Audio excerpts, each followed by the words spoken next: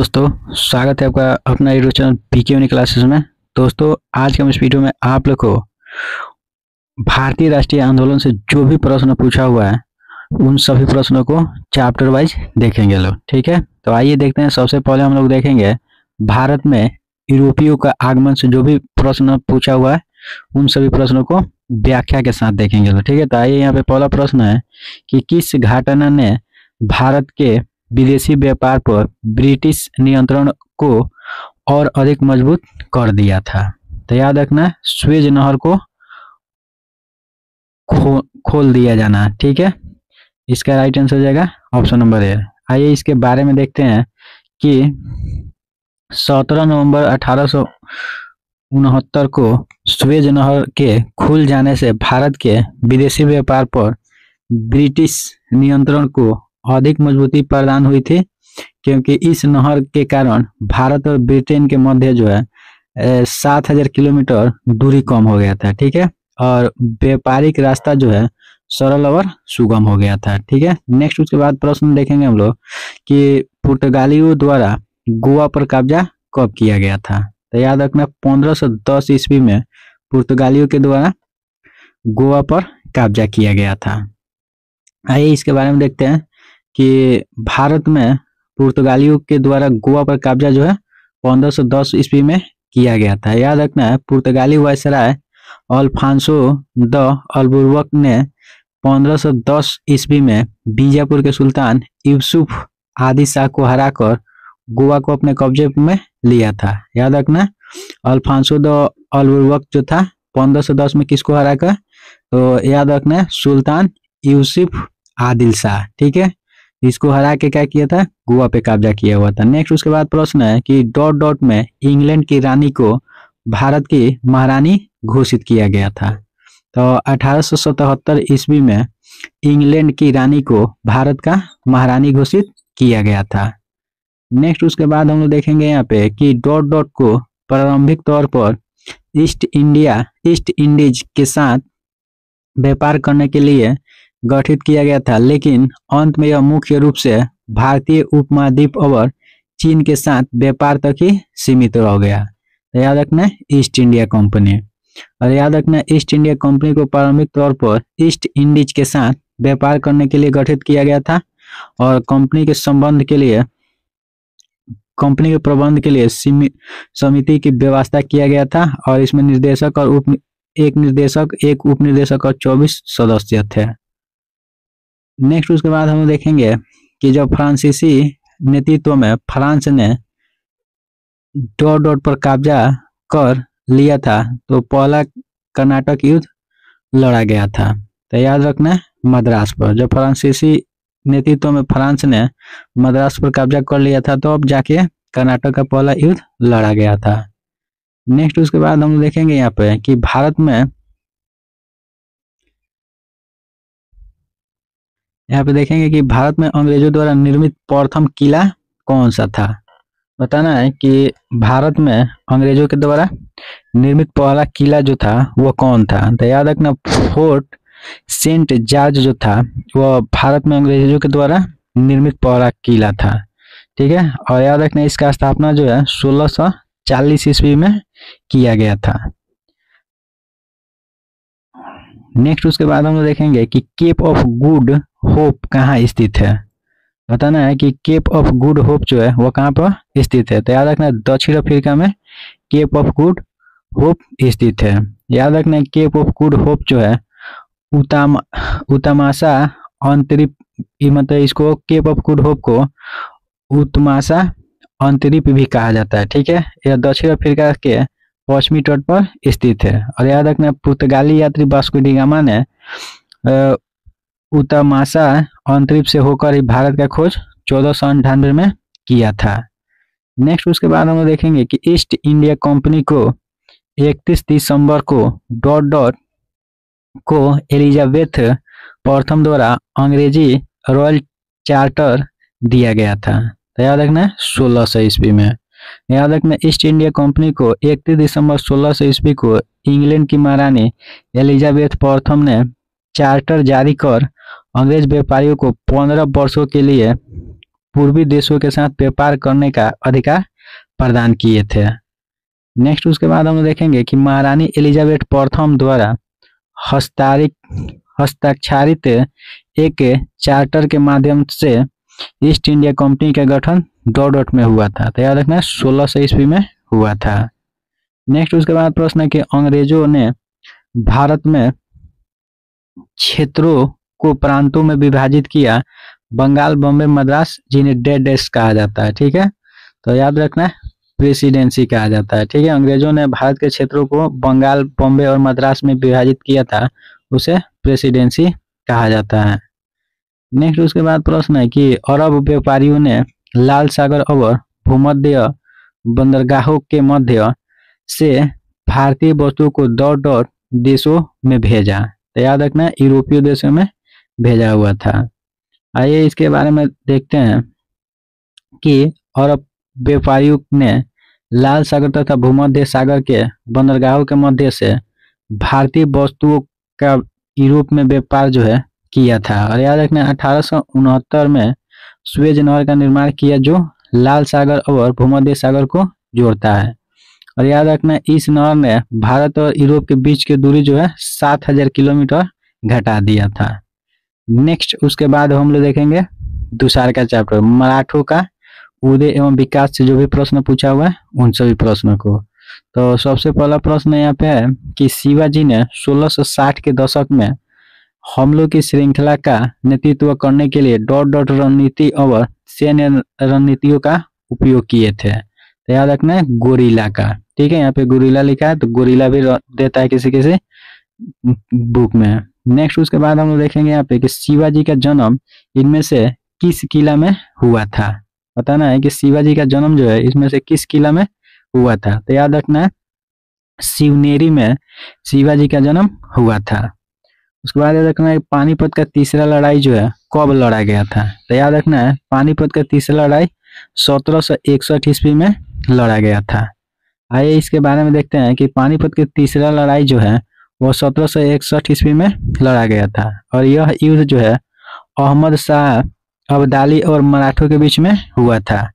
याद रखना है कि इस युद्ध में मराठों का सेनापति सदाशिवराव भाऊ थे। ठीक है, याद रखना सदाशिवराव भाऊ। और याद रखना इस युद्ध में अहमद शाह अब्दाली विजय हुए थे, मतलब इनका जीत हुआ था। और याद रखना कि इस युद्ध के प्रत्यक्षदर्शी काशीराज पंडित ने कहा पानीपत का तृतीय युद्ध मराठों के लिए प्रलयकारी सिद्ध होगा। ठीक है, क्वेश्चन पूछ सकता है कि पानीपत का तीसरा युद्ध मराठों के लिए प्रलयकारी सिद्ध होगा, किसने कहा था। तो याद रखना काशीराज पंडित ने कहे थे।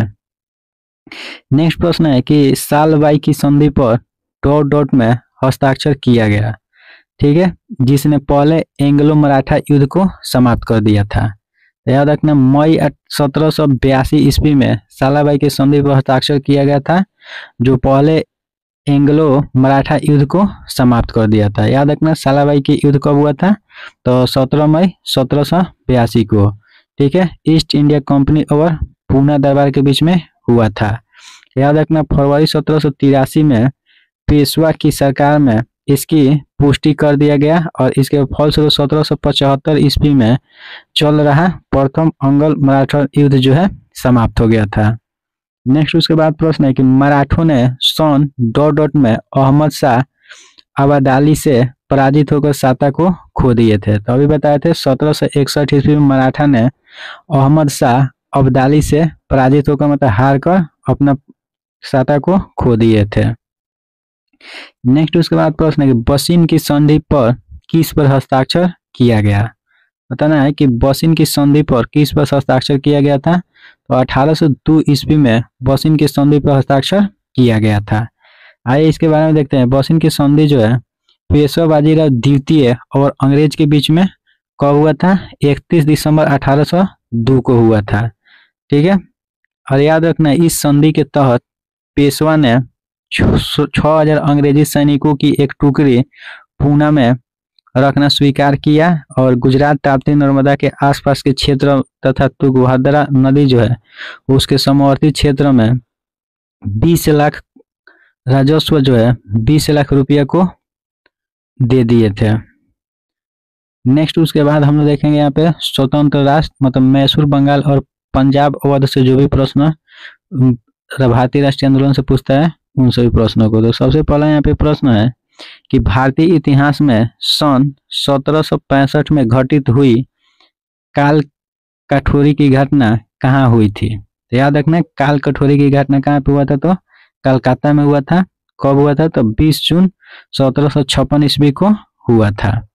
आइए इसके बारे में देखते हैं कि यह घटना जो कहाँ पे हुआ था, बंगाल के कलकत्ता में हुआ था। ऐसा मानना है कि बंगाल के नवाब सिराजुद्दौला ने 146 अंग्रेज बंदियों जिसमें स्त्री और बच्चे भी शामिल थे, इसको एक 18 फुट लंबा और 14 फुट 10 इंच चौड़ा कमरा में बंद कर दिया था। और याद रखना है कि 23 जून को प्रातः इस कोठरी को खोला गया था, जिसमें 23 लोग क्या हुए थे, जीवित बचे थे। बाकी जो भी लोग थे सभी के सभी मतलब मर गए थे। ठीक है, और जीवित रहने वाले में हालवेल भी थे। ठीक है, याद रखना जीवित रहने वाला में हालवेल था, जिसने इस घटना को मतलब रचा है, मतलब लिखा है।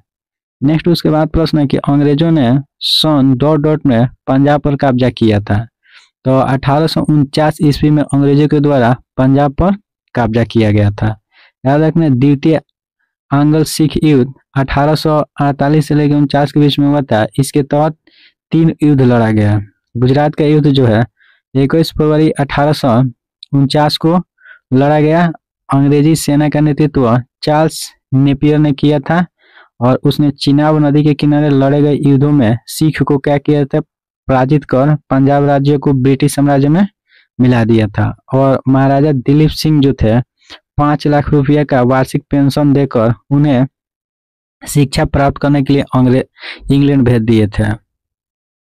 नेक्स्ट उसके बाद प्रश्न है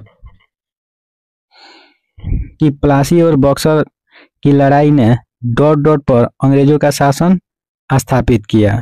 तो याद रखना बंगाल, याद रखना प्लासी और बक्सर की लड़ाई ने बंगाल पर अंग्रेजों का शासन स्थापित किया था। याद रखना प्लासी का युद्ध जो है 23 जून 1757 को, ठीक है, बंगाल के नादिया जिला में भागीरथी नदी के किनारे प्लासी नामक गांव पर ईस्ट इंडिया कंपनी के सेनापति रॉबर्ट क्लाइव और बंगाल के नवाब सिराजुद्दौला के बीच हुआ था। ठीक है, नेक्स्ट उसके बाद प्रश्न है कि प्लासी युद्ध लड़ा गया था। तो याद रखना प्लासी युद्ध जो है कब लड़ा गया था, तो 23 जून 1757 ईस्वी को प्लासी का युद्ध लड़ा गया था। नेक्स्ट उसके बाद हम देखेंगे कि मुर्शिद कुली खान ने खुद को बंगाल का नवाब घोषित कर दिया और अपनी राजधानी ढाका से हटा के कहाँ पे कर दिए थे, तो याद रखना मुर्शिदाबाद। ठीक है, मुर्शिद कुली खान जो थे खुद को बंगाल के नवाब घोषित किए थे और अपना राजधानी जो है ढाका से कहाँ कर दिए थे, मुर्शिदाबाद कर दिए थे।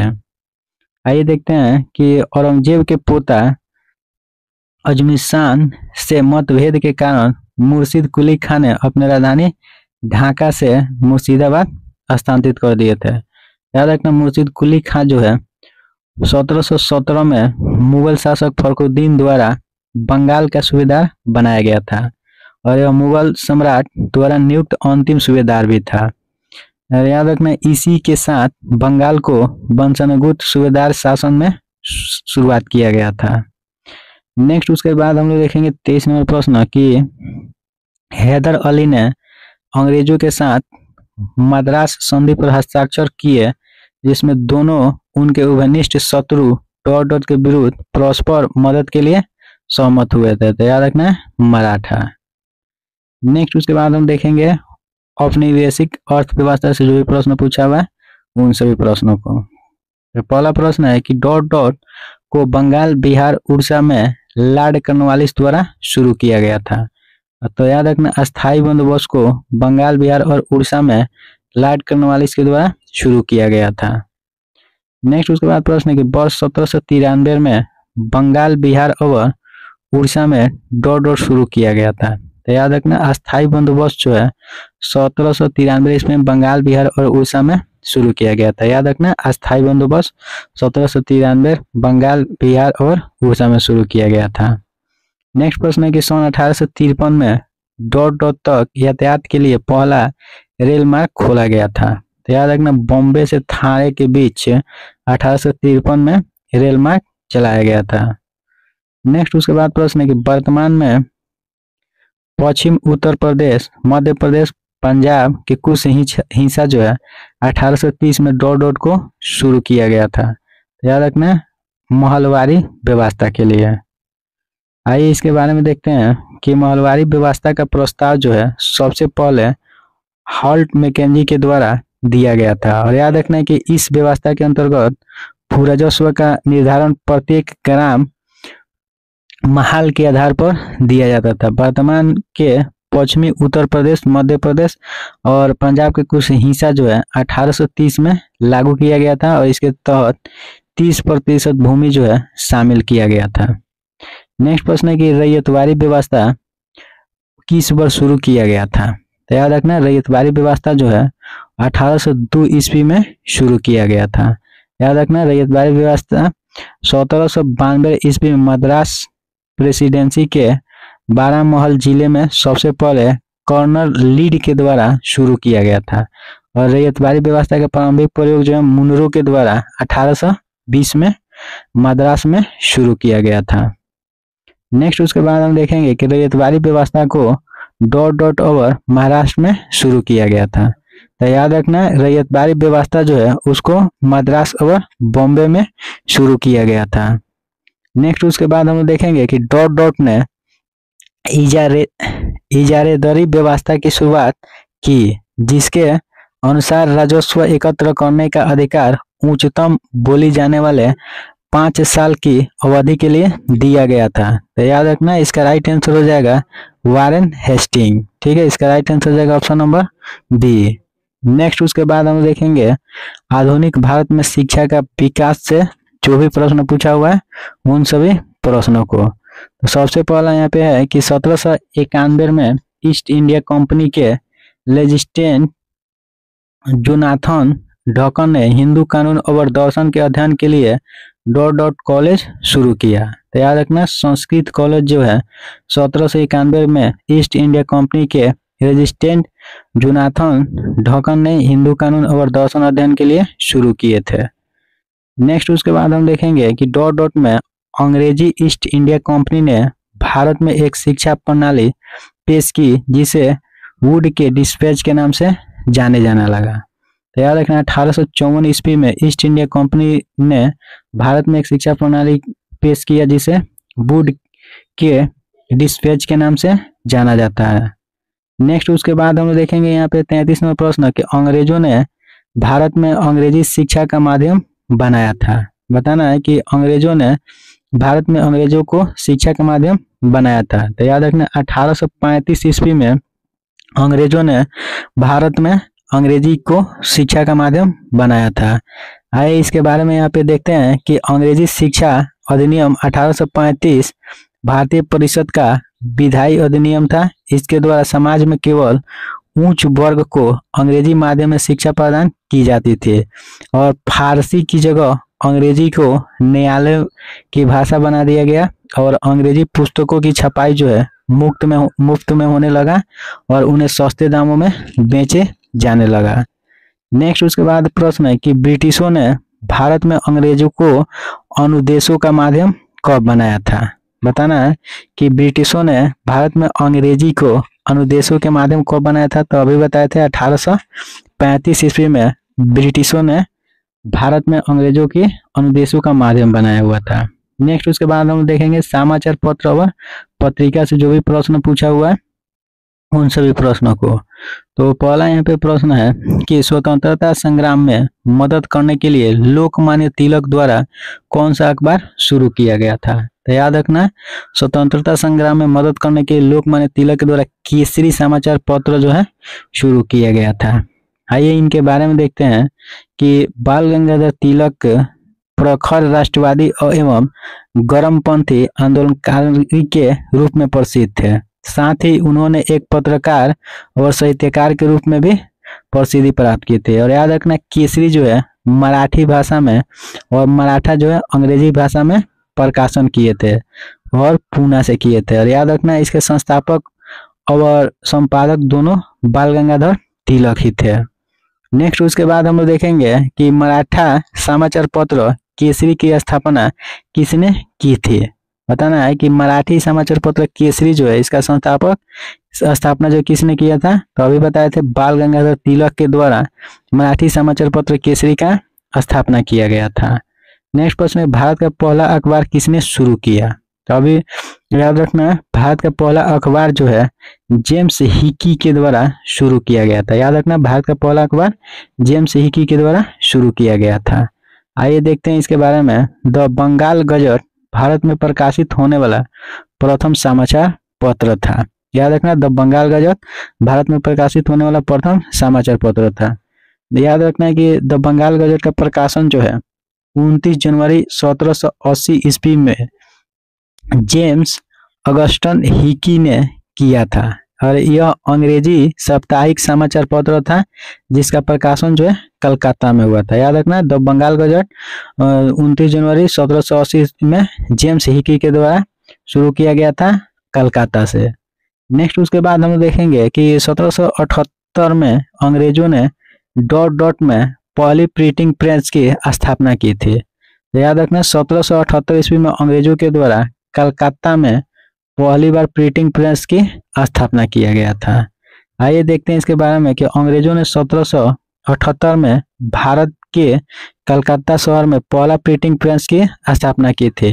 याद रखना, जेम्स हिकी के द्वारा 1780 ईस्वी में प्रकाशित द बंगाल गजट को भारत का प्रथम अखबार माना जाता है, जबकि ईस्ट इंडिया कंपनी ने 1784 ईस्वी में बॉम्बे में अपना पहला प्रिंटिंग प्रेस स्थापित किया था।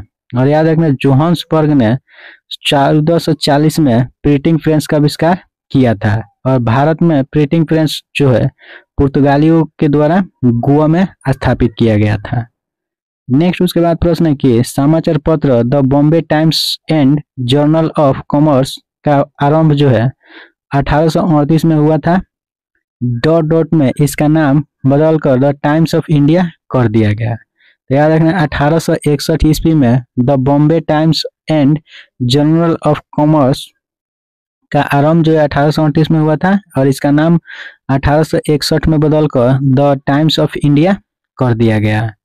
नेक्स्ट उसके बाद अब हम लोग देखेंगे 1857 के विद्रोह से अभी तक जो भी प्रश्न पूछा हुआ है उन सभी प्रश्नों को। तो सबसे पहला प्रश्न है कि 1857 के विद्रोह के दौरान निम्न में से किस जात नेता ने अंग्रेजों के खिलाफ विद्रोह करने के लिए उत्तर प्रदेश में परगना बरौत और उसके आसपास के मुखियाओं और किसानों को लामबंद किया था। तो याद रखना, शाह महल ने। याद रखना, शाह महल ने 1857 के विद्रोह के दौरान अंग्रेजों के खिलाफ विद्रोह करने के लिए उत्तर प्रदेश के परगना बरौत में विद्रोह किए हुए थे। नेक्स्ट उसके बाद हम देखेंगे कि डॉट डॉट पर 1857 के विद्रोह के विद्रोहियों का नेतृत्व करने के आरोप में मुकदमा चलाया गया और रंगूर निर्वासित किया गया, जहां 1862 में उनका निधन हो गया। तो याद रखना, बहादुर शाह जफर को 1857 के विद्रोह के विद्रोहियों का नेतृत्व किए हुए थे और इन पे मुकदमा चलाया गया और इनको क्या किया गया, रंगूर भेज दिया गया। वहीं पे उनका 1862 में मृत्यु हो गया। आइए इनके बारे में देखते हैं कि 1857 के विद्रोह मतलब जिसे प्रथम स्वतंत्रता संग्राम कहा जाता है, इसके बाद भारत का अंतिम मुगल शासक बहादुर शाह जफर को बंदी बना लिया गया और निर्वासित करके रंगूर मतलब बर्मा भेज दिया गया और 7 नवंबर 1862, याद रखना, 7 नवंबर 1862 को उनका निर्वासन के दौरान निधन हो गया था। नेक्स्ट उसके बाद प्रश्न है कि डॉट डॉट में एक बड़ी हलचल हुई और ब्रिटिश साम्राज्य का नींव को हिलाकर रख दिया। इसे अक्सर स्वतंत्रता का पहला युद्ध कहा जाता है। तो याद रखना है 1857। आइए देखते हैं इसके बारे में कि 1857 क्रांति का प्रारंभ जो है 10 मई को मेरठ में हुआ था। इस समय भारत का गवर्नर जनरल लॉर्ड कैनिंग था। ठीक है, इस विद्रोह को प्रथम स्वतंत्रता संग्राम, सिपाही विद्रोह, हिंदू मुस्लिम षड्यंत्र की संज्ञा के नाम से जाना जाता है। याद रखना है कि 26 फरवरी 1857 को बहरामपुर की 19वीं नेटिव इन्फेंट्री को विखंडित कर दिया गया, क्योंकि सिपाहियों ने नई कारतूस के प्रयोग का इनकार कर दिया था। और 10 मई 1857 को मेरठ में तैनात पूरी भारतीय सेना ने विद्रोह कर दिया और अपने अधिकारियों पर गोली चलाई। और याद रखना, विद्रोहियों ने 10 मई 1857 को दिल्ली पर अधिकार कर लिया और बहादुर शाह द्वितीय को सम्राट घोषित कर दिया। नेक्स्ट उसके बाद प्रश्न देखेंगे, भारतीय स्वतंत्रता का पहला युद्ध कब लड़ा गया था? तो याद रखना, 1857 को भारतीय स्वतंत्रता का प्रथम युद्ध लड़ा गया था। नेक्स्ट प्रश्न है कि डॉट डॉट में एक प्रमुख काया पलट हुई जिसने ब्रिटिश शासन की नींव को हिलाकर रख दिया और इसे अक्सर स्वतंत्रता का प्रथम युद्ध कहा जाता है। तो याद रखना, 1857 के युद्ध को। नेक्स्ट उसके बाद प्रश्न है कि अंग्रेजों से लड़ते हुए रानी लक्ष्मीबाई डॉट डॉट 1858 को शहीद हुई थी। ठीक है, तो याद रखना, अंग्रेजों से लड़ते समय रानी लक्ष्मीबाई जो है वह कब शहीद हो गई थी? तो याद रखना, सबसे पहले रानी लक्ष्मीबाई का जन्म जो है 19 नवंबर 1835 को काशी में हुआ था और इनका पिता जो थे मरो पंत तांबे थे और 14 वर्ष की आयु में इनका विवाह झांसी के महाराज गंगाधर राव से हुआ था और झांसी में 1857 के विद्रोह का नेतृत्व लक्ष्मीबाई ने की हुई थी। और याद रखना कि इन्होंने अंग्रेजों को डटकर मुकाबला किया। अंत में 18 जून 1858 को ग्वालियर के निकट कोटा की सराय में जनरल हीरोज से लड़ते हुए वीरगति की प्राप्ति हुई। तो याद रखना, 18 जून 1858 को इनको का वीरगति की प्राप्ति हो गया और इनके मृत्यु पर हीरोज जो है वो बोला था कि भारतीय विद्रोहियों में यहाँ सुई हुई अकेली मर्द है। ठीक है, बोलेगा क्वेश्चन कि भारतीय विद्रोहियों में यहाँ पे सोई हुई अकेले मर्द किसने कहा था? तो याद रखना, हीरोज ने कहा था। नेक्स्ट उसके बाद प्रश्न है कि अंग्रेजों से लड़ते हुए रानी लक्ष्मीबाई सन डॉट डॉट में शहीद हो गए। तो याद रखना, 1858 ईस्वी को अंग्रेजों से लड़ते हुए रानी लक्ष्मीबाई शहीद हो गई थी। तो दोस्तों, अगर वीडियो आप लोग को अच्छा लग रहा है तो वीडियो को लाइक कर दीजिए और अभी तक हमारे बीके यूनि क्लासेस को सब्सक्राइब नहीं किए हैं तो सब्सक्राइब कर लीजिए ताकि ऐसे वीडियो का नोटिफिकेशन सबसे पहले आपके पास पहुंचे। नेक्स्ट उसके बाद हम लोग देखेंगे यहाँ पे किसान विद्रोह और किसान आंदोलन से जो भी प्रश्न पूछा हुआ है उन सभी प्रश्नों को। ठीक है, तो सबसे पहले यहाँ पे प्रश्न दिया हुआ है कि बंगाल में, यहाँ पे प्रश्न दिया है कि बंगाल में डॉट डॉट की खेती के कारण 1859-60 में विद्रोह शुरू हुआ था। तो याद रखना है, नील की खेती के कारण। नेक्स्ट उसके बाद हम देखेंगे यहाँ पे कि डॉट डॉट द्वारा लिखित नील दर्पण में अंग्रेजों के हाथों नील की खेती करने वाले किसानों की दशा और उसके शोषण की व्याख्या किया गया है। तो याद रखना, दीनबंधु मित्र के द्वारा। ठीक है, याद रखना, नील दर्पण किसके द्वारा लिखा गया? तो दीनबंधु मित्र के द्वारा लिखा गया है। नेक्स्ट उसके बाद हम देखेंगे यहाँ पे कि भारतीय राष्ट्रीय आंदोलन के दौरान प्रसिद्ध उपन्यास आनंद मठ किसने लिखा?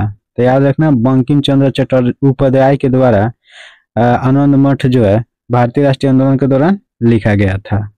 नेक्स्ट उसके बाद हम देखेंगे यहाँ पे प्रश्न 50 नंबर, जनजातीय और अन्य प्रमुख आंदोलन से प्रश्न। ठीक है, तो प्रश्न है कि अंग्रेजों ने बस डॉट में उड़ीसा के खंडों के साथ शांति समझौता पर हस्ताक्षर किए थे। तो याद रखना, 1848 ईस्वी में अंग्रेजों ने क्या किए थे? उड़ीसा के खंडों के साथ समझौता किए थे, शांति समझौता। नेक्स्ट उसके बाद प्रश्न है कि तुआनकोर के दीवान थे जिन्होंने 1808 में एक विद्रोह का नेतृत्व किया था, उन्होंने सार्वजनिक रूप से फांसी दिया गया था। तो याद रखना है, बेलू थम्पी को। ठीक है, बेलू थम्पी जो थे वे तनवार कोर के दीवान थे जिनको 1808 में एक विद्रोह के नेतृत्व किए हुए थे और उन्हें सार्वजनिक रूप से फांसी की सजा दिया गया था। नेक्स्ट उसके बाद हम देखेंगे यहाँ पे कि वेलुथम्पी दल किस भारतीय रियासत से जुड़े थे? उन्होंने अंग्रेजों के विरुद्ध विद्रोह के लिए जाना जाता है। तो याद रखना, त्रावणकोर। नेक्स्ट उसके बाद हम देखेंगे धार्मिक आंदोलन से जो भी प्रश्न पूछा हुआ है उन सभी प्रश्नों को। ठीक है, तो सबसे पहले यहाँ पे प्रश्न है कि युवा बंगाल आंदोलन के मुख्य प्रस्तावक कौन थे, जिनके अनुयायियों ने फ्रांसीसी क्रांति के आदर्शों और ब्रिटेन उदारवादी सोच को घोषित किया था। ठीक है, तो याद रखना है हेनरी लुई विलियम डेरोजी ने। नेक्स्ट उसके बाद हम देखेंगे कि प्रसिद्ध हस्ती और उनसे संबंधित संगठन का सही संयोजन चुनिए। तो याद रखना सत्यशोधक समाज के जो है किसके द्वारा लिखा गया था, ज्योतिबा फुले के द्वारा लिखा गया था। आइए बाकी यहाँ पे देखते हैं। ज्योतिबा फुले जो है सत्यशोधक समाज संबंधित है, और एनिवेशन जो है ये थियोसोफिकल सोसाइटी से संबंधित है। महादेव गोविंद रानडे जो है पूना सार्वजनिक सभा से संबंधित है। दादा भाई नौरोजी जो है ईस्ट इंडिया एसोसिएशन से संबंधित है। नेक्स्ट उसके बाद हम देखेंगे प्रश्न कि 1896 में महर्षि धोंदो केशव कार्वे ने विधवाओं और अन्य महिलाओं को शिक्षित करने के लिए डॉट डॉट में एक आश्रम की स्थापना की, क्योंकि वे शिक्षा के माध्यम से सशक्तिकरण में विश्वास रखते थे। तो याद रखना है पूना में।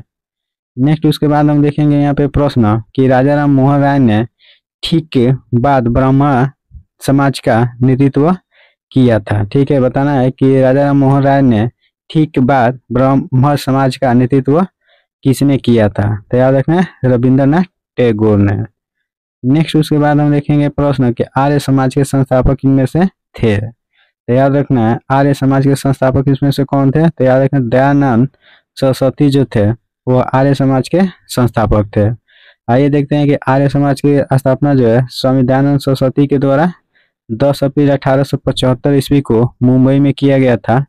ये बात याद रखना है। ठीक है, और इन्होंने प्रसिद्ध एक नारा दिए थे वेदों की ओर लौटो। ठीक है, याद रखना है वेदों की ओर लौटो का नारा कौन दिए थे। तो याद रखना है दयानंद सरस्वती। ठीक है, नेक्स्ट उसके बाद हम देखेंगे प्रश्न कि किस समाज सुधारक ने सत्यशोधक समाज की स्थापना की थी। तो याद रखना है ज्योतिबा फुले ने सत्यशोधक समाज की स्थापना किए थे। ठीक है, और ये भी बात याद रखना है गुलामगिरी जो है ज्योतिबा फुले के द्वारा लिखा हुआ एक बहुत ही प्रमुख पुस्तक है। और याद रखना है कि स्वामी सरस्वती जो थे आर्य समाज की स्थापना जो 1875 ईस्वी में किए हुए थे। नेक्स्ट उसके बाद प्रश्न है कि आत्मीय सभा के संस्थापक थे। तो याद रखना है आत्मीय सभा के संस्थापक कौन थे। तो राजा राम मोहन राय। ठीक है, याद रखना है राजा राम मोहन राय जो थे आत्मीय सभा के संस्थापक थे। ठीक है, याद रखना है राजा राम मोहन राय जो थे 1815 ईस्वी में धार्मिक सत्य के प्रचार प्रसार तथा धार्मिक विषयों के मुक्त विचार विमर्श को बढ़ाने के लिए आत्मीय सभा के स्थापना किए हुए थे। नेक्स्ट उसके बाद हम देखेंगे कि महिलाओं के अधिकारों को बढ़ावा देने के लिए 1852 में महिला सेवा मंडल की शुरुआत किसने की थी। तो याद रखना सावित्रीबाई फुले ने महिलाओं के अधिकारों को बढ़ावा देने के लिए 1852 ईस्वी में महिला सेवा मंडल का शुरुआत किया गया था। नेक्स्ट उसके बाद प्रश्न है कि प्रार्थना समाज जिसे धार्मिक और सांस्कृतिक सुधार के लिए काम करने वाली एक संस्था के रूप में मान्यता दी गई थी, इसकी स्थापना 1867 में डॉट डॉट द्वारा बॉम्बे में किया गया था। तो याद रखना डॉक्टर आत्माराव पांडुरंग के द्वारा प्रार्थना समाज की स्थापना जो है 1867 में बॉम्बे में किया गया था। नेक्स्ट उसके बाद प्रश्न है कि सर विलियम जोन्स ने एशियाटिक सोसाइटी ऑफ बंगाल की स्थापना किस वर्ष किए थे। तो 1784 ईस्वी में सर विलियम जोन्स ने एशियाटिक सोसाइटी ऑफ बंगाल की स्थापना किए हुए थे। ठीक है, और याद रखना एशियाटिक सोसाइटी ऑफ बंगाल की स्थापना जो है 15 जनवरी 1784 को विलियम जोन्स ने कोलकाता में स्थित फोर्ट विलियम कॉलेज में किए हुए थे। नेक्स्ट उसके बाद प्रश्न है कि डॉट डॉट में राजा राम मोहन राय ने कलकत्ता में ब्रह्म समाज की स्थापना किए थे। तो याद रखना 1828 ईस्वी में राजा राम मोहन राय ने कलकत्ता में ब्रह्म समाज की स्थापना किए हुए थे। नेक्स्ट उसके बाद प्रश्न है कि ब्रिटिश शासन के दौरान भारत में महिलाओं के अधिकार में सुधार किसने किया। बताना है कि ब्रिटिश शासन के दौरान भारत में महिलाओं के अधिकार में सुधार किसने किया था। तो पंडिता रामाबाई जो थे वह ब्रिटिश शासन के दौरान भारत में महिलाओं के अधिकार में सुधार की हुई थी। ठीक है, याद रखना है कि समाज सुधारक पंडिता रामाबाई का जन्म जो है 23 अप्रैल 1858 को महाराष्ट्र में हुआ था। और याद रखना ये संस्कृत के विद्वांसी थे और इन्होंने महिलाओं के अधिकार और शिक्षा को लेकर उल्लेखनीय कार्य किया है। याद रखना बम्बई में शारदा सदन की शुरुआत जो है 1919 में ब्रिटिश सरकार जो थे केसर हिंद से सम्मानित किए हुए थे। याद रखना पंडिता रामाबाई को 1919 में ब्रिटिश सरकार जो है केसर हिंद से सम्मानित किए हुए थे। नेक्स्ट उसके बाद प्रश्न है कि प्रार्थना समाज की स्थापना 1867 में किसने किया था। तो याद रखना आत्माराव पांडुरंग जो थे प्रार्थना समाज की स्थापना 1867 में किए हुए थे। नेक्स्ट याद रखना है कि केशव चंद्र सेन से प्रेरणा लेकर आत्माराव पांडुरंग ने 1867 में महाराष्ट्र में प्रार्थना समाज की स्थापना की हुई थी। याद रखना प्रार्थना समाज जो है इसका मुख्य उद्देश्य एक केशववाद का श्रेय देना था और धर्म के कुरीति जो था और रूढ़ी और पुरोहित को अधिपय से मुक्त कराना था। नेक्स्ट उसके बाद प्रश्न है कि मद्रास में वेद समाज की स्थापना किस वर्ष हुई थी। बताना है कि मद्रास में वेद समाज की स्थापना किस वर्ष हुई थी। तो 1864 ईस्वी में मद्रास में वेद समाज की स्थापना किया गया था। याद रखना केशव चंद्र सेन के द्वारा 1864 में मद्रास में गए और वहां के लोगों को वेद समाज स्थापित करने की प्रेरणा दी। और याद रखना 1864 में मद्रास के एक तरुण युवक के श्री धरलू नायडू ने वेद समाज की स्थापना की तथा वेद समाज को दक्षिण भारत का ब्रह्म समाज कहा गया। नेक्स्ट प्रश्न है कि थियोसॉफिकल सोसाइटी की स्थापना कब हुई। बताना है कि थियोसॉफिकल सोसाइटी की स्थापना जो है कब हुआ। तो 1875 ईस्वी में थियोसॉफिकल सोसाइटी की स्थापना किया गया था। आइए इसके बारे में देखते हैं कि थियोसॉफिकल सोसाइटी एक अंतर्राष्ट्रीय आध्यात्मिक संस्था है। थियोसॉफी ग्रीक भाषा के दो शब्द थियोस और सोफिया से मिलकर बना है, जिसका अर्थ होता है हिंदू धर्म की ब्रह्म विद्या। ठीक है, और ईसाई धर्म के नेस्टिज्म के समकालीन माना जाता है। नेक्स्ट उसके बाद प्रश्न है कि डॉट में स्वामी विवेकानंद ने रामकृष्ण मिशन की स्थापना किए थे। तो याद रखना 1897 ईस्वी में स्वामी विवेकानंद ने रामकृष्ण मिशन की स्थापना किए हुए थे। नेक्स्ट उसके बाद प्रश्न है कि डॉट ने उपनिवेशों और वेदों का बांग्ला भाषा में अनुवाद किया था। बताना है कि किसने उपनिषदों और वेदों का बांग्ला भाषा में अनुवाद किए थे। तो राजा राम मोहन राय जो थे उपनिषद और वेदों को बांग्ला में अनुवाद किए हुए थे। और याद रखना है इन्होंने 1828 में ब्रह्म समाज की स्थापना किए हुए थे। याद रखना है, और राजा राम मोहन राय जो थे उपनिषद और वेद को बांग्ला में अनुवाद किए थे और 1828 में ब्रह्म समाज की स्थापना किए हुए थे। नेक्स्ट प्रश्न है कि दयानंद सरस्वती निम्नलिखित में से किस मिशन के संस्थापक थे। तो याद रखना दयानंद सरस्वती जो थे आर्य समाज के संस्थापक थे। आइए इनके बारे में देखते हैं कि स्वामी दयानंद सरस्वती का जन्म गुजरात के मोरबी जिला में 12 फरवरी 1824 को हुआ था। ठीक है, याद रखना मूल नक्षत्र में जन्म लेने के कारण उनका नाम जो है मूल शंकर रखा गया। ठीक है, याद रखना दयानंद सरस्वती को मूल शंकर भी कहा गया। ठीक है, इनके पिता का नाम जो था अम्बा शंकर था और मथुरा के स्वामी बीजानंद इनके गुरु थे। याद रखना शिक्षा प्राप्त करके गुरु की आज्ञा का धर्म करने हेतु यह पखंडनी पताका फहराए थे। नेक्स्ट उसके बाद हम देखेंगे वेदों की ओर लौटो का नारा जो है वह स्वामी दयानंद सरस्वती ने ही दिए हुए थे। ठीक है, और याद रखना सत्य प्रकाश जो है इन्हीं का प्रमुख रचना है। ठीक है, सत्य प्रकाश जो है सत्यार्थ प्रकाश संस्कृत में लिखा गया दयानंद सरस्वती के प्रमुख पुस्तक है। नेक्स्ट उसके बाद प्रश्न है सती प्रथा पर प्रतिबंध लगाने के लिए किस वर्ष में अधिनियम पारित किया गया था। 1829 ईस्वी में सती प्रथा पर प्रतिबंध लगाने के लिए अधिनियम पारित किया गया था। नेक्स्ट उसके बाद हम देखेंगे भारतीय राष्ट्रीय कांग्रेस से जो भी प्रश्न पूछा हुआ है उन सभी प्रश्नों को। तो सबसे पहला यहाँ पे प्रश्न है कि भारतीय राष्ट्रीय कांग्रेस का प्रथम अधिवेशन कहाँ आयोजित किया गया था। तो याद रखना बॉम्बे में भारतीय राष्ट्रीय कांग्रेस का प्रथम अधिवेशन जो है आयोजित किया गया था। ठीक है, और ये भी याद रखना है कि भारतीय राष्ट्रीय कांग्रेस की स्थापना जो है 28 दिसंबर 1885 ईस्वी को बम्बई के गोकुलदास तेज प्रताप संस्कृत कॉलेज में किया गया था और इसका संस्थापक जो थे A.O. ह्यूम थे और इसका प्रथम अधिवेशन जो है 1885 में भूमेश चंद्र चटर्जी के अध्यक्षता में बम्बई में ही हुआ था। ठीक है, याद रखना है भारतीय राष्ट्रीय कांग्रेस का स्थापना 28 दिसंबर 1885 को बम्बई में गोकुलदास तेजपाल संस्कृत कॉलेज में हुआ था और इसका संस्थापक A.O. ह्यूम थे और इसका प्रथम अधिवेशन 1885 में ही भूमेश चंद्र बनर्जी की अध्यक्षता में बम्बई में ही हुआ था। नेक्स्ट उसके बाद प्रश्न है कि भारतीय राष्ट्रीय कांग्रेस का गठन किस वर्ष किया गया था। याद रखना 1885 में। ठीक है, याद रखना 28 दिसंबर 1885 ईस्वी को लॉर्ड डफरिन के शासनकाल में भारतीय राष्ट्रीय कांग्रेस का स्थापना बॉम्बे में हुआ था। नेक्स्ट उसके बाद हम देखेंगे बंगाल विभाजन और स्वदेशी आंदोलन से जो भी प्रश्न बन सकता है उन सभी प्रश्नों को।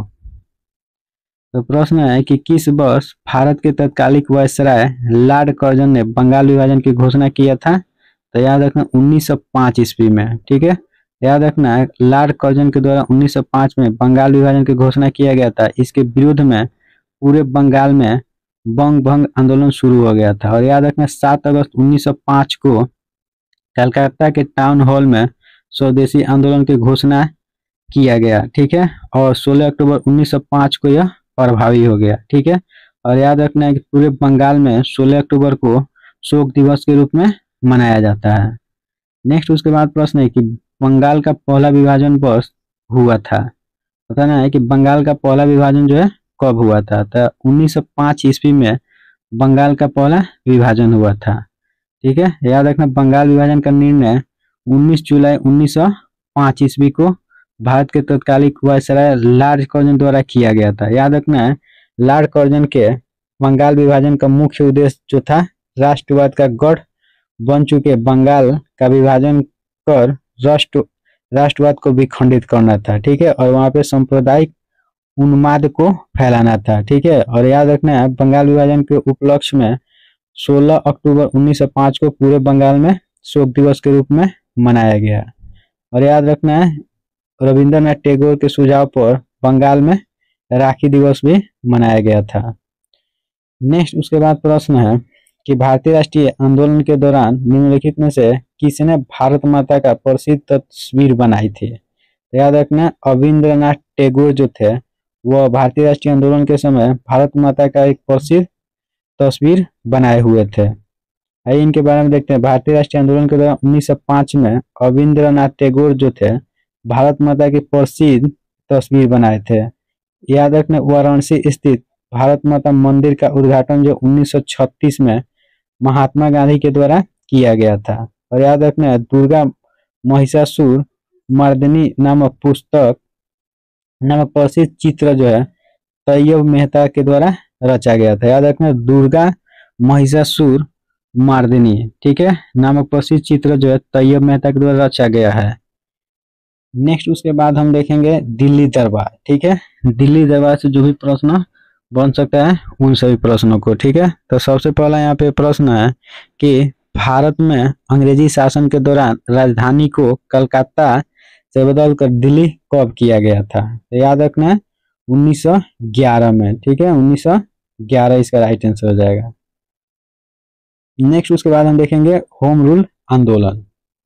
ठीक है, होम रूल आंदोलन से जो भी प्रश्न है उन सभी प्रश्नों को देखेंगे। तो सबसे पहला प्रश्न है कि प्रथम होम रूल लीग की स्थापना डॉट के द्वारा किया गया था। तो याद रखना बाल गंगाधर तिलक के द्वारा प्रथम होम रूल लीग की स्थापना जो है किया गया था।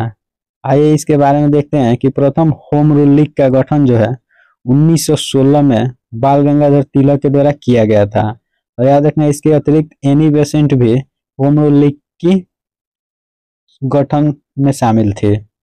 नेक्स्ट उसके बाद प्रश्न है कि भारत में स्वशासन प्राप्त करने के उद्देश्य से सितंबर 1916 में मद्रास में भारतीय राष्ट्रवादी बाल गंगाधर तिलक और भारतीय स्वतंत्रता सेनानी डॉट डॉट द्वारा होम रूल लीग की स्थापना किया गया था। तो याद रखना एनी बेसेंट के द्वारा, ठीक है, एनी बेसेंट के द्वारा और बाल गंगाधर तिलक के द्वारा। नेक्स्ट उसके बाद देखेंगे हम लोग क्रांतिकारी आंदोलन, ठीक है। तो पहला ही प्रश्न है कि 1931 में इलाहाबाद के अल्फ्रेड पार्क में पुलिस से लड़ते हुए निम्नलिखित में से किस क्रांतिकारी ने खुद को गोली मार ली थी? याद रखना चंद्रशेखर आजाद ने, ठीक है। 1931 में इलाहाबाद के अल्फ्रेड पार्क में पुलिस से लड़ते हुए अपने आप को गोली मार लिए थे चंद्रशेखर आजाद ने। आइए इनके बारे में पढ़ते हैं कि 1931 में इलाहाबाद मतलब प्रयागराज के अल्फ्रेड पार्क वर्तमान में चंद्रशेखर पार्क के नाम से जाना जाता है, पुलिस से लड़ते हुए चंद्रशेखर आजाद ने खुद को गोली मार ली थी। याद रखना है खुदीराम बोस जो थे प्रफुल्ल चाकी के साथ मुजफ्फरपुर साजिश मामले में उनकी भूमिका के लिए मात्र 18 वर्ष की आयु में फांसी की सजा दिया गया था। नेक्स्ट उसके बाद प्रश्न है कि इनमें से कौन क्रांतिकारी संगठन नौजवान भारत सभा के संस्थापकों में से एक थे जिसकी स्थापना जो 1926 में किया गया था? तो याद रखना भगत सिंह, ठीक है। नौजवान भारत सभा के संस्थापक 1926 में भगत सिंह के द्वारा किया गया था। नेक्स्ट उसके बाद प्रश्न है कि लाला लाजपत राय 1921 से डॉट डॉट से जुड़े हुए थे। तो याद रखना the servant of the people society से लाला लाजपत राय जो है 1921 से ही जुड़े हुए थे। आइए देखते हैं कि servant of the people society मतलब लोक समाज के सेवक की स्थापना जो है 1921 में लाला लाजपत राय के द्वारा लाहौर में किया गया था और सत्यशोधक समाज की स्थापना 1973 में ज्योतिबा फुले के द्वारा पूना में किया गया था। याद रखना सत्यशोधक समाज की स्थापना 1973 में ज्योतिबा फुले के द्वारा पूना में किया गया था और servant of the people society की स्थापना जो 1921 में लाला लाजपत राय के द्वारा लाहौर में किया गया है। नेक्स्ट प्रश्न है कि पंजाब केसरी भी कहा जाता था, बताना है कि किसे पंजाब केसरी भी कहा जाता था? तो याद रखना लाला लाजपत राय को पंजाब केसरी के नाम से भी जाना जाता था। याद रखना लाला लाजपत राय को पंजाब केसरी कहा जाता है, वह एक महान स्वतंत्रता सेनानी और लेखक थे, ठीक है। 1928 में साइमन कमीशन के खिलाफ प्रदर्शन करने के दौरान पुलिस द्वारा लाठीचार्ज से घायल होने के कारण उनका मृत्यु हो गया। नेक्स्ट प्रश्न है कि सोहन सिंह भाखना 1913 में संयुक्त राज्य अमेरिका में भारतीय द्वारा स्थापित डॉट डॉट के पहले अध्यक्ष थे। तो याद रखना गदर पार्टी के। याद रखना मोहन सिंह भाखना 1913 में संयुक्त राज्य अमेरिका में भारतीयों द्वारा स्थापित गदर पार्टी के प्रथम अध्यक्ष थे। याद रखना है कि यह 6 भाषाओं में प्रकाशित होता था और 1913 में गदर पार्टी की स्थापना लाला हरदयाल के द्वारा किया गया था। नेक्स्ट उसके बाद हम लोग देखेंगे रॉलेट एक्ट, ठीक है। रॉलेट एक्ट से जो भी प्रश्न बन सकता है उन सभी प्रश्नों को देखेंगे। लो पहला प्रश्न है कि रॉलेट एक्ट पारित किए जाने के समय ब्रिटिश भारत का वायसराय कौन था? तो याद रखना लॉर्ड चेम्सफोर्ड, ठीक है। लॉर्ड चेम्सफोर्ड जो था रॉलेट एक्ट के समय ब्रिटिश भारत का वायसराय था। नेक्स्ट उसके बाद प्रश्न है कि ब्रिटिश सरकार ने कुख्यात रॉलेट अधिनियम कब पारित किया था और इस अधिनियम में बिना मुकदमे के राजनीतिक नजरबंदी की अनुमति दी गई थी? तो याद रखना 1919 में। याद रखना रॉलेट एक्ट जो है 1919 में ब्रिटिश सरकार द्वारा राष्ट्रीय आंदोलन को दबाने के लिए किया गया था। उसके बाद हम देखेंगे जलियांवाला बाग हत्याकांड से प्रश्न, ठीक है। तो प्रश्न है कि 1919 में जलियांवाला बाग की घटना के जांच के लिए भारत सरकार द्वारा किस आयोग का गठन किया गया था? तो याद रखना हंटर आयोग। हंटर आयोग का आयोजन किया गया था 1919 में जलियांवाला बाग हत्याकांड का जांच करने के लिए। आइए इसके बारे में देखते हैं कि 1919 में जलियांवाला बाग की हत्याकांड की जांच के लिए भारत सरकार द्वारा हंटर आयोग का गठन किया गया था और इसका सचिव जो था एडविन मॉन्टेस्क्यू थे, ठीक है। और इस मामले के जांच के लिए एक समिति किया गया था जिसे हंटर कमीशन के नाम से जाना जाता है। नेक्स्ट प्रश्न है जलियांवाला बाग नरसंहार किस वर्ष घटित हुआ। बताना है कि जलियांवाला बाग नरसंहार जो है किस वर्ष घटित हुआ था। तो 1919 ईस्वी में जलियांवाला बाग नरसंहार जो है घटित हुआ था। ठीक है, याद रखना 13 अप्रैल 1919 को जलियांवाला बाग हत्याकांड हुआ था। उसके बाद हम देखेंगे असहयोग खिलाफत आंदोलन। ठीक है, असहयोग और खिलाफत आंदोलन से जो भी प्रश्न बन सकता है। तो पहला यहाँ पे प्रश्न है कि किस अवधि के दौरान भारत में ब्रिटिश शासन का विरोध करने के लिए खिलाफत आंदोलन और असहयोग आंदोलन शुरू किया गया था। तो 1919 से लेकर 22 तक शुरू किया गया था। नेक्स्ट प्रश्न है कि ऐतिहासिक स्थान चौरी चौरा किस राज्य में स्थित है। बताना है कि ऐतिहासिक स्थान चौरी चौरा जो है किस राज्य में स्थित है। उत्तर प्रदेश में है। आइए इसके बारे में देखते हैं हम लोग चौरा चौरी घटना के बारे में। याद रखना असहयोग आंदोलन के दौरान प्रदर्शनकारियों पर पुलिस कार्रवाई के जवाब में पुलिस स्टेशन में आग लगा दी जाती है, जिसमें 22 पुलिसकर्मी की मृत्यु हो जाती है। इस घटना के कारण गांधी जी ने असहयोग आंदोलन स्थगित कर दिए थे और चौरी चौरा की घटना जो है 4 फरवरी 1932 को संयुक्त प्रांत मतलब गोरखपुर जिला में हुई थी। नेक्स्ट उसके बाद हम देखेंगे स्वराज पार्टी। ठीक है, तो याद रखना है कि 1923 में स्वराज पार्टी का गठन किसने किया था। तो मोतीलाल नेहरू और चित्तरंजन दास के द्वारा 1923 में स्वराज पार्टी का गठन किया गया था। आइए इसके बारे में देखते हैं कि स्वराज पार्टी की स्थापना जो है मोतीलाल नेहरू और चित्तरंजन दास ने मिलकर 1 जनवरी 1923 को किए थे। और याद रखना चित्तरंजन दास इसके अध्यक्ष थे और मोतीलाल नेहरू सचिव थे।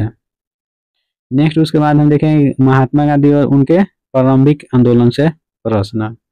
तो प्रश्न दिया है कि गांधी जी ने छुआछूत के उन्मूलन और दलित वर्गों के उत्थान के लिए डॉट डॉट में हरिजन सेवक संघ की स्थापना की थी। तो याद रखना 1932 में गांधी जी ने छुआछूत के उन्मूलन और दलित वर्गों के उत्थान के लिए हरिजन सेवक संघ की स्थापना किए हुए थे। याद रखना महात्मा गांधी द्वारा छुआछूत उन्मूलन और दलित वर्गों के उत्थान के लिए 30 सितंबर 1932 को, ठीक है, 30 सितंबर 1932 को हरिजन सेवक संघ की स्थापना किए हुए थे।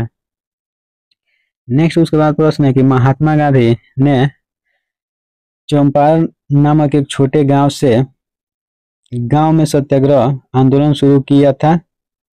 और चंपारण वर्तमान में कौन से भारतीय राज्य में स्थित है। तो याद रखना चंपारण बिहार में स्थित है।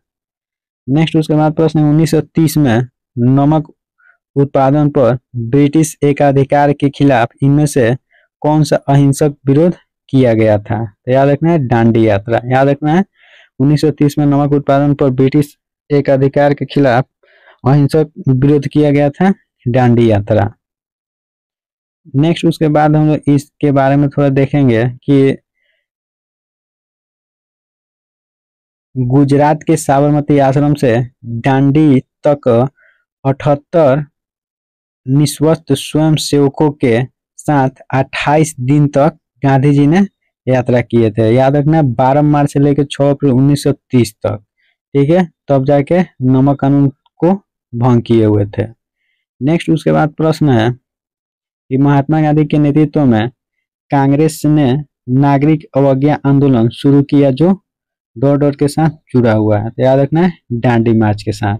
याद रखना 12 मार्च 1930 को साबरमती आश्रम से गांधी जी अपने 78 अनुयायियों के साथ अहमदाबाद से लगभग 385 किलोमीटर दूर भारत के पश्चिमी तट पर स्थित एक गांव है, ठीक है, ऐतिहासिक दांडी यात्रा जो है आरंभ किए थे और 24 दिनों की लंबी यात्रा के बाद 6 अप्रैल 1930 को दांडी पहुंचे थे, ठीक है, और नमक कानून को तोड़े थे। नेक्स्ट प्रश्न है कि महात्मा गांधी के नेतृत्व में कांग्रेस ने सविनय अवज्ञा आंदोलन कब शुरू किया। तो याद रखना 1930 ईस्वी में महात्मा गांधी के नेतृत्व में कांग्रेस ने सविनय अवज्ञा आंदोलन शुरू किए हुए थे। और ये भी बात याद रखना 78 आदमी के साथ 24 दिन तक लगातार चलकर 6 अप्रैल 1930 को नमक कानून जो है भंग किए थे। ये भी याद रखना 241 मील पैदल चले थे, ठीक है। नेक्स्ट उसके बाद प्रश्न है कि दांडी नमक सत्याग्रह किस वर्ष शुरू हुआ था। तो याद रखना 1930 ईस्वी में दांडी नमक सत्याग्रह जो है शुरू हुआ था। नेक्स्ट उसके बाद प्रश्न है पूना पैक्ट महात्मा गांधी और डॉट डॉट के बीच में हुआ था। तो भीमराव अंबेडकर और महात्मा गांधी के बीच पूना पैक्ट की घटना हुआ था। आइए देखते हैं इनके बारे में कि पूना पैक्ट ब्रिटिश सरकार के विधानमंडल में चुनाव सीटों के आरक्षण के लिए दलित वर्ग की ओर से 24 सितंबर 1932 को यरवदा सेंट्रल जेल पूना में एमके गांधी और भीमराव अंबेडकर के बीच एक समझौता हुआ था। अंग्रेज सरकार ने इस समझौता को सांप्रदायिक अधिनिर्णय में संशोधन रूप में अनुमोदित किया हुआ था। ठीक है, तो याद रखना पूना पैक्ट 24 सितंबर 1932 को एमके गांधी और भीमराव अंबेडकर के बीच हुआ था।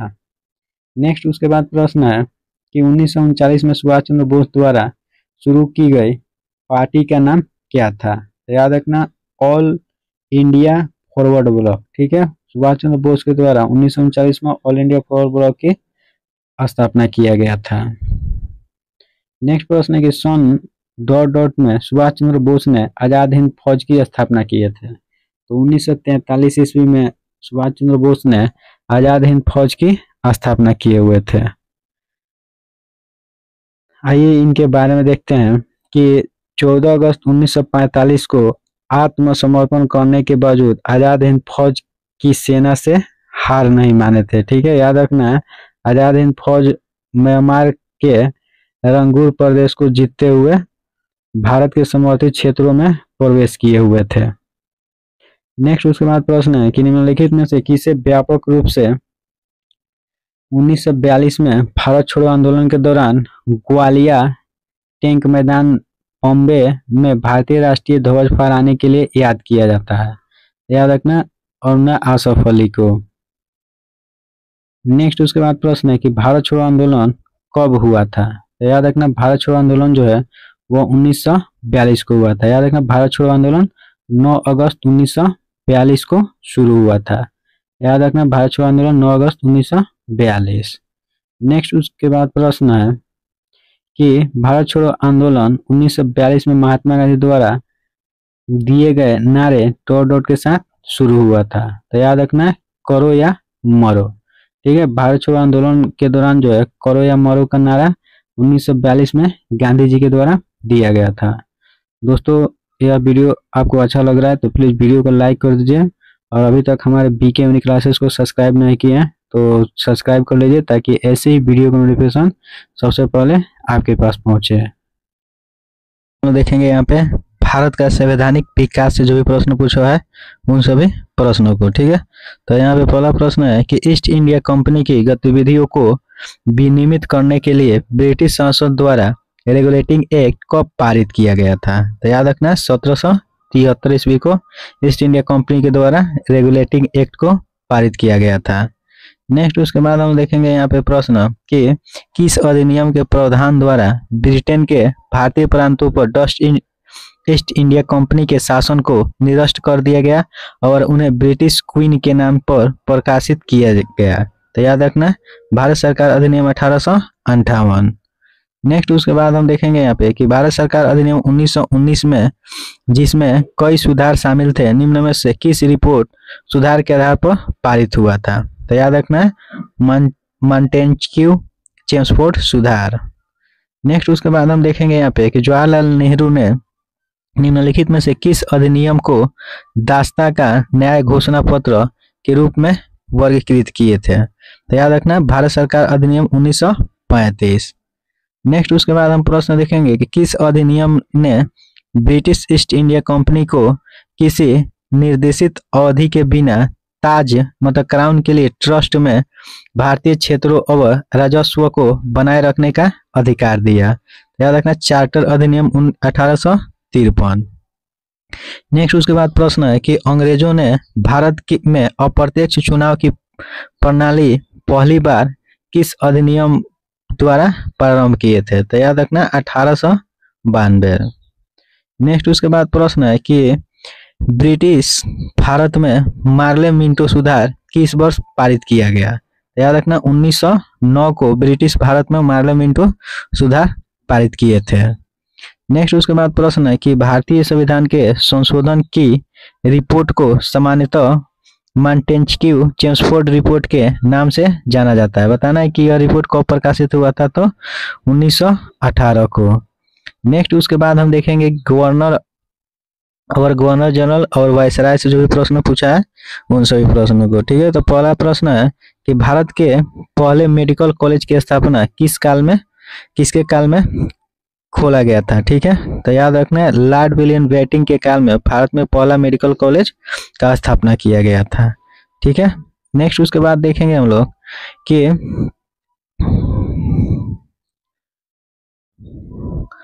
निम्न में से कौन भारत के अंतिम वायसराय थे। बताना है कि इसमें से कौन भारत का अंतिम वायसराय थे, तो लॉर्ड माउंटबेटन जो थे वो भारत के अंतिम वायसराय थे। ठीक है, द्वितीय विश्व युद्ध की समाप्ति के बाद इंग्लैंड में नई अंग्रेजी सरकार ने लॉर्ड माउंटबेटन को 20 फरवरी 1947 को भारत का नया वायसराय नियुक्त किया था, और माउंटबेटन जो है जून 1948 को स्वतंत्र भारत के पहले गवर्नर जनरल बने थे। ठीक है, और भारत के पहले गवर्नर जनरल जो थे विलियम बेंटिंक बने हुए थे। नेक्स्ट उसके बाद प्रश्न है कि जिन्होंने 1848 में गवर्नर जनरल के रूप में पदभार संभाले और हड़प नीति तैयार किए, तो याद रखना लॉर्ड डलहौजी ने। ठीक है, याद रखना लॉर्ड डलहौजी जो है 1848 में व्यापकत्व का सिद्धांत की नीति को अपनाए हुए थे। नेक्स्ट उसके बाद प्रश्न है कि और वही प्रश्न आ गया फिर से कि व्यापकत्व सिद्धांत से जुड़े हुए थे, तो याद रखना लॉर्ड डलहौजी। नेक्स्ट उसके बाद प्रश्न है कि विलय का सिद्धांत या हड़प नीति को लागू किया, तो याद रखना लॉर्ड डलहौजी जो थे विलय के सिद्धांत और हड़प नीति को लागू किए हुए थे। नेक्स्ट उसके बाद प्रश्न है कि रॉबर्ट क्लाइव ने ... में एक दोहरी सरकार की शुरुआत की जिसके तहत मीर जाफर को बार बार नवाब बनाया गया था, तो याद रखना है बंगाल के नवाब। नेक्स्ट उसके बाद हम देखेंगे कि भारत का प्रथम वायसराय कौन था। बताना है कि भारत का प्रथम वायसराय कौन था, तो लॉर्ड कैनिंग जो थे वो भारत के प्रथम वायसराय थे। याद रखना लॉर्ड कैनिंग का कार्यकाल जो था 1856 से 1862 तक था। यह भारत में कंपनी द्वारा नियुक्त अंतिम वायसराय और भारत का प्रथम वायसराय थे। इसका कार्यकाल जो 1857 के क्रांति काल का सफलतापूर्वक दमन उसकी बहुत बड़ी उपलब्धि माना जाता है। तो याद रखना 1857 के कार्यकाल के दौरान भी लॉर्ड कैनिंग ही भारत का वायसराय था। नेक्स्ट उसके बाद प्रश्न है कि सहायक संधि भारत में ब्रिटिश क्षेत्र का विस्तार करने के लिए अभ्यास की जाने वाले सबसे महत्वपूर्ण नीतियों में से एक थी जिसे के द्वारा पेश किया गया था, तो याद रखना लॉर्ड वेलेस्ली के द्वारा पेश किया गया था। नेक्स्ट उसके बाद प्रश्न है कि 1931 में भारत की नई राजधानी के रूप में नई दिल्ली का उद्घाटन करने वाले वायसराय का नाम क्या था, तो याद रखना लॉर्ड इरविन। ठीक है, लॉर्ड इरविन जो था 1931 में भारत की नई राजधानी के रूप में दिल्ली का उद्घाटन करने वाला वायसराय था। आइए देखते हैं, ये इसमें से क्वेश्चन जरूर आएगा। लॉर्ड कॉर्नवालिस जो है उनका कार्यकाल 1786 से 93 है। इसने 1793 ईस्वी में बंगाल में अस्थायी बंदोबस्त लागू किया था और इसे भारत में प्रशासनिक सेवा का जनक माना जाता है। याद रखना लॉर्ड कॉर्नवालिस को भारतीय प्रशासनिक सेवा का जनक माना जाता है। और लॉर्ड इरविन जो है 1926 से 31 इनका कार्यकाल है। इनके समय में 1948 में साइमन कमीशन भारत आया था। याद रखना लॉर्ड इरविन के समय में साइमन कमीशन भारत आया था और 13 मार्च 1931 में भारत की राजधानी जो है नई दिल्ली उद्घाटन किया गया। और लॉर्ड वेलेस्ली जो है इन्हीं के समय सहायक संधि प्रणाली जो है लागू किया गया था। और कलकत्ता में फोर्ट विलियम कॉलेज का भी स्थापना लॉर्ड वेलेस्ली के समय में ही हुआ था। नेक्स्ट उसके बाद प्रश्न है कि ने सन 1793 में भारतीय सिविल सेवा शुरू की है। तो लॉर्ड कॉर्नवालिस जो है इन्होंने 1793 ईस्वी में भारत में सिविल सेवा शुरू किए हुए थे। याद रखना है कि लॉर्ड कॉर्नवालिस का कार्यकाल जो है सितंबर 1786 से अक्टूबर 1793 तक था। और याद रखना है 1993 में भारतीय सिविल सेवा शुरू किए हुए थे। इन्हें पुलिस सेवा का जनक कहा जाता है। ठीक है, याद रखना लॉर्ड कॉर्नवालिस को पुलिस सेवा का जोना कहा जाता है। और अस्थाई बंदोबस्त पद्धति जो है यह बिहार, उड़ीसा और बंगाल में लागू किए थे। ठीक है, और याद रखना है सिविल सेवा दिवस जो है प्रतिवर्ष 21 अप्रैल को मनाया जाता है। नेक्स्ट उसके बाद प्रश्न है कि 1781 में भारत के पहले गवर्नर जनरल वारेन हेस्टिंग ने मुस्लिम कानून के अध्ययन और प्रशिक्षण के लिए डॉट डॉट में मदरसा की स्थापना किए थे। तो याद रखना है कलकत्ता में। नेक्स्ट उसके बाद हम देखेंगे कथन और नारा से जो भी प्रश्न है उन सभी प्रश्नों को। तो स्वतंत्रता सेनानी को भारत के लौह पुरुष के उपाधि से सम्मानित किया गया। तो वल्लभ भाई पटेल को भारत के लौह पुरुष के नाम से जाना जाता है। नेक्स्ट उसके बाद प्रश्न है कि पंजाब केसरी के नाम से किसको जाना जाता है। तो याद रखना लाला लाजपत राय को पंजाब केसरी के नाम से जानते हैं लोग। पंजाब के शेर या पंजाब केसरी के नाम से किसको जाना जाता है, लाला लाजपत राय को। नेक्स्ट उसके बाद देखेंगे ब्रिटिश कालीन प्रमुख इमारत। ठीक है, तो याद रखना है 1971 में युद्ध 1971 डॉट डॉट युद्ध के दौरान शहीद होने वाले सैनिक की याद में अमर जवान ज्योति इंडिया गेट के पास जलती है। तो याद रखना है भारत पाक। ठीक है, 1971 में भारत और पाकिस्तान के दौरान शहीद होने वाले सैनिकों की याद में अमर जवान ज्योति इंडिया गेट के पास जलाया जाता है। नेक्स्ट उसके बाद हम देखेंगे यहाँ पे प्रश्न कि प्रसिद्ध पर्यटक आकर्षण विक्टोरिया मेमोरियल है। बताना है कि विक्टोरिया मेमोरियल जो है वो कहाँ पे है। तो याद रखना पश्चिम बंगाल में विक्टोरिया मेमोरियल स्थित है। नेक्स्ट उसके बाद प्रश्न है कि प्रसिद्ध युद्ध स्मारक का निर्माण करने का प्रस्ताव है। याद रखना है नई दिल्ली में। ठीक है, याद रखना है प्रसिद्ध राष्ट्रीय युद्ध स्मारक निर्माण करने का प्रस्ताव कहाँ है, नई दिल्ली में है।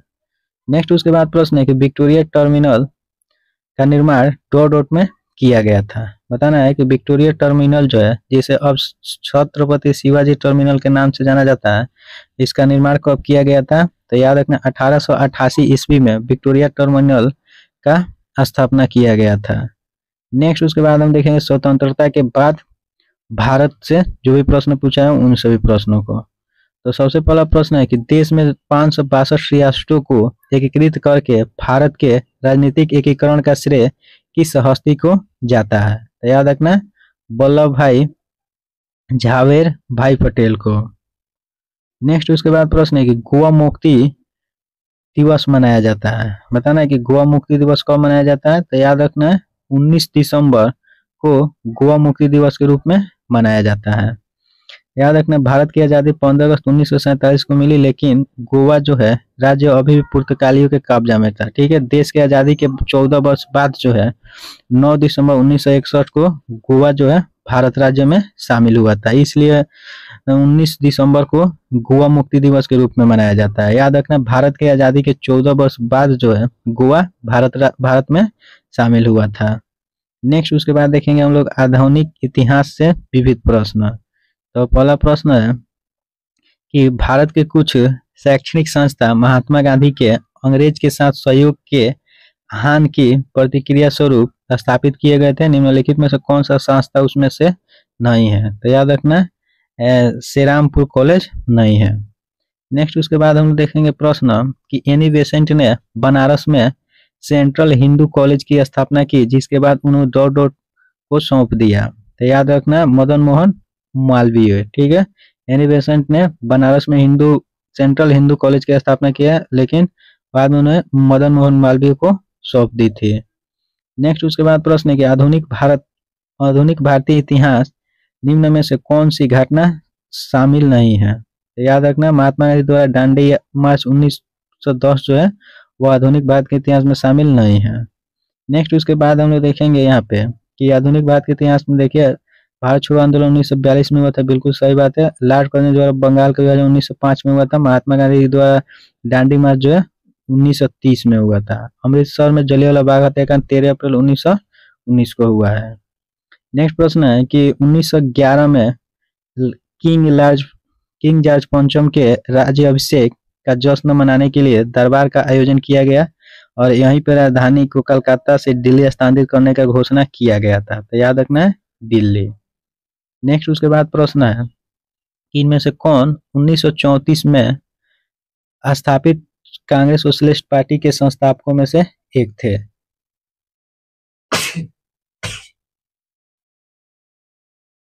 याद रखना है जयप्रकाश नारायण। नेक्स्ट उसके बाद प्रश्न हम देखेंगे कि स्वतंत्रता सेनानी का निर्णयात्मक लेखन की पहली कृति हिंद स्वराज अभी तक दुनिया भर में विवेचनात्मक रुचि का विषय है। तो याद रखना हिंद स्वराज जो है किसके द्वारा लिखा गया था, तो महात्मा गांधी के द्वारा लिखा गया था।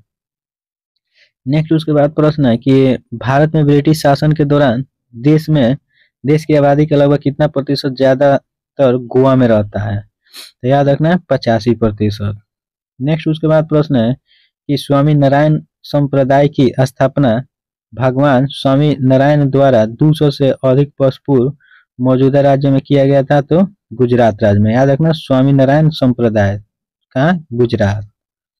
नेक्स्ट उसके बाद प्रश्न है कि किस घटना को कलकत्ता हत्याकांड के रूप में जाना जाता है। तो याद रखना सीधी कार्यवाही दिवस जो है कलकत्ता हत्याकांड के रूप में जाना जाता है, जो 16 अगस्त 1946 को शुरू हुआ था। ठीक है।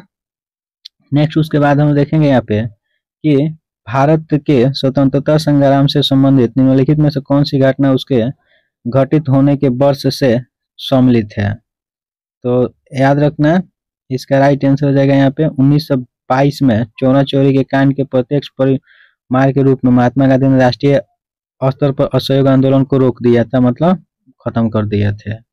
नेक्स्ट उसके बाद हम देखेंगे यहाँ पे 1930 में भीमराव अंबेडकर ने दलितों को डिस्ट्रेस क्लासेस एसोसिएशन का गठन किए थे। 1919 में जनरल डायर ने जलियांवाला में एक सभा पर गोली चलवाए थे। 1922 में चौरा चोरी का घटना हुआ था। नेक्स्ट उसके बाद प्रश्न है कि डॉट ब्रिटिश की ग्रीष्मकालीन राजधानी थी। तो याद रखना शिमला जो है ब्रिटिश की ग्रीष्मकालीन राजधानी थी। नेक्स्ट उसके बाद देखेंगे कि स्वतंत्र पार्टी के संस्थापक निम्नलिखित में से कौन थे। तो याद रखना श्री रामगोपालचारी जो थे वो स्वतंत्र पार्टी के संस्थापक थे। नेक्स्ट उसके बाद प्रश्न है कि दो शताब्दी से भारत में आधुनिक काल की शुरुआत मानी जाती है। तो याद रखना 18वीं।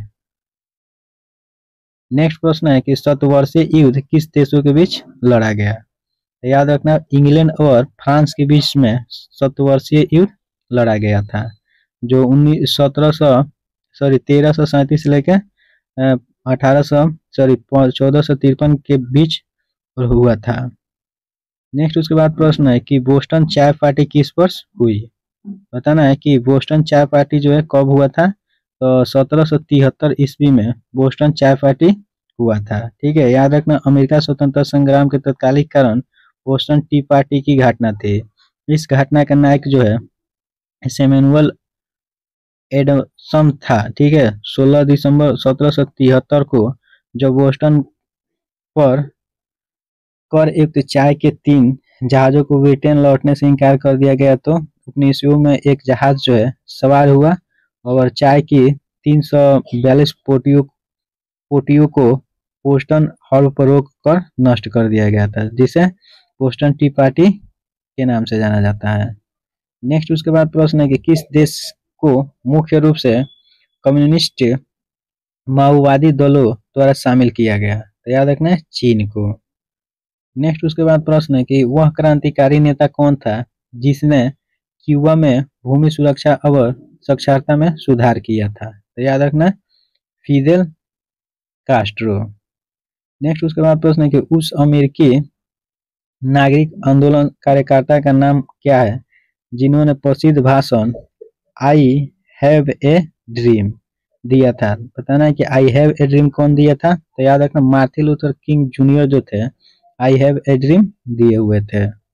नेक्स्ट प्रश्न है कि अफीम युद्ध 2 देशों के बीच लड़ा गया था, उन देशों में से एक चीन था, दूसरा देश कौन है। तो याद रखना ब्रिटेन और चीन के बीच अफीम का युद्ध हुआ था। नेक्स्ट प्रश्न है कि किसको आयरन चांसलर कहा जाता था। तो याद रखना है ऑटो वन बिस्मार्क जो था उसे आयरन का चांसलर कहा जाता था। नेक्स्ट उसके बाद प्रश्न है कि वाटरलू का युद्ध किस वर्ष लड़ा गया? तो याद रखना है 1815 ईस्वी को वाटरलू का युद्ध लड़ा गया है। नेक्स्ट उसके बाद प्रश्न डॉट डॉट द्वारा 1509 ईस्वी में द्वीप पर विजय प्राप्त किया गया। तो याद रखना पुर्तगालियों के द्वारा 1509 ईस्वी में द्वीप जो है उस पर विजय प्राप्त किया गया। नेक्स्ट उसके बाद देखेंगे हम लोग प्रश्न निम्नलिखित में से कौन सा देश गणतंत्र देश नहीं है? तो चीन जो है वह गणतंत्र देश नहीं है। तो दोस्तों अगर वीडियो आप लोग को अच्छा लगा है तो प्लीज़ वीडियो को लाइक कर दीजिए, और अभी तक आप हमारे बीके क्लासेस को सब्सक्राइब नहीं किए हैं तो कर लीजिए, ताकि ऐसे ही वीडियो का नोटिफिकेशन सबसे पहले आपके पास पहुंचे। मिलते हैं कुछ ऐसे ही वीडियो को लेकर।